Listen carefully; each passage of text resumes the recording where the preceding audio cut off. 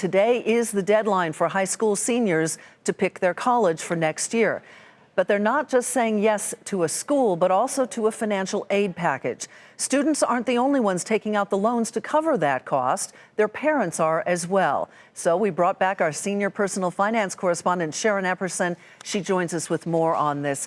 It's great to have you here. I am all ears and I am taking notes. How big of an issue is this, and how much are parents having to borrow to help their kids? Well, you know, we've talked a lot about the student debt crisis and the fact that $1.5 billion is the amount of money that's owed now in student debt, 45 million borrowers. A lot of those borrowers, though, are parents, not only students. When we look at one of the more popular parent loans, the Federal Parent Plus loan, we have about 3.4 million borrowers of that loan right now, $87 billion that they have borrowed, $87 million, I should say, that they have borrowed. So it's a significant amount. And what's changed is the amount of that they're borrowing continues to increase, and they're able to borrow more. So while the federal student loan for undergraduates is about $6,500 in the 27 average loan amount, it was over $16,000 for parents who borrowed.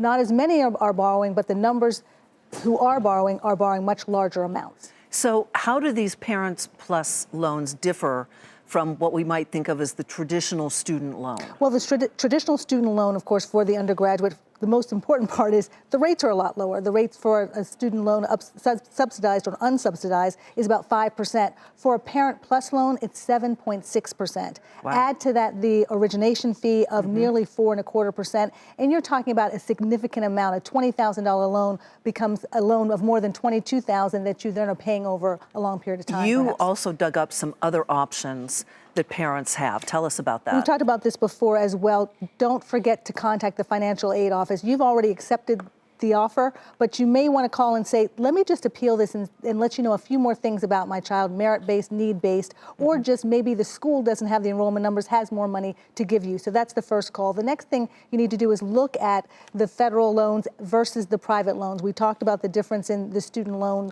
amount in terms of the rates. Private loans may even get you a lower rate depending on your credit. And the final thing that everyone should do, whether you're a student or a parent, is start paying back that loan while you're in school. Right. Because one, you won't have that compounded interest on the debt, but also if you are paying for the student instead of taking out a loan on your own, help your student max out their federal loans and help them pay back those loans so that then they're building their credit, paying off that loan while they're in school. That is a great nugget of advice. Yeah. Sharon, thank you so much. Sharon Epperson.